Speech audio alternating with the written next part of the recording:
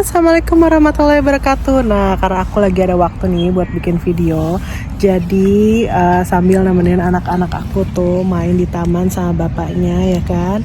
Mari kita bikin video sebentar. Nah, aku mau bahas mengenai apa sih hal yang menurut aku itu penting banget buat disadarin dan ngefek banget selama aku diet dalam 3 bulan bisa turun 15 kilo dari 83 kilo jadi 68 kilo. Nah, yang aku mau bahas di video ini adalah tentang stres. Bagaimana stres itu bisa ngaruh banget ke diet kita. Nah, jadi nih aku mau cerita nih. Jadi aku waktu itu udah ngejalanin diet itu sekitar sebulanan gitu ya. Nah, terus udah gitu selama sebulan itu beratku tuh turun terus.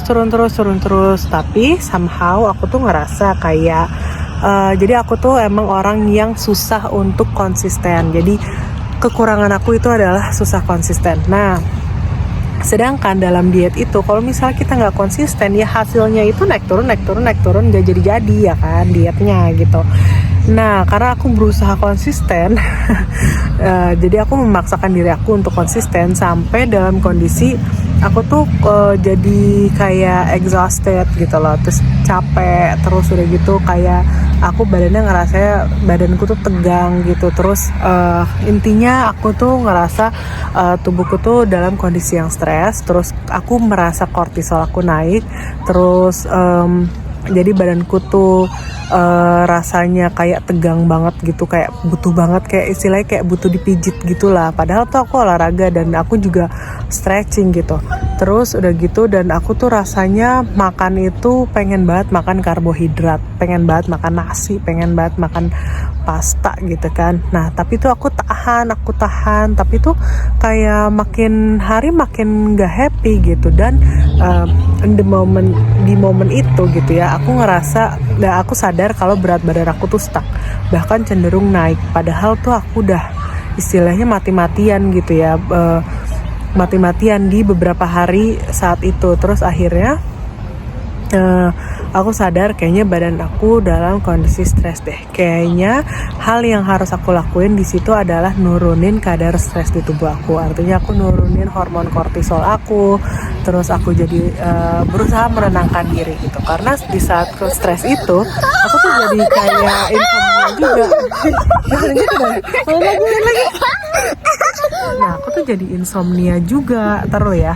Nah, terus udah gitu akhirnya karena kondisi aku jangan gitu. Nah, karena kondisi aku itu aku merasanya oke, gimana caranya gue lebih tenang gitu. Akhirnya aku jadi berusaha tidur lebih teratur, tidur lebih banyak. Nah, aku jadi tidur lebih banyak. Terus udah gitu aku akhirnya makan cheat meal. Jadi aku tuh makan apa yang aku pengen. Aku waktu itu pengen makan pasta, aku pengen makan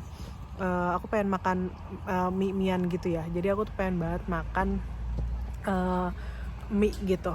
Terus akhirnya tapi waktu itu aku tetap makan sama daging juga. Jadi nggak single cup sih. Jadi aku makan. Dan waktu itu aku pengen mie dan pengen roti. Jadi di hari itu di makan siang aku akhirnya cheat meal gitu kan. Nah, tapi setelah cheat meal itu aku nggak bablas. Jadi aku makan malamnya tetap daging dan nggak segiga gitu banyak gitu.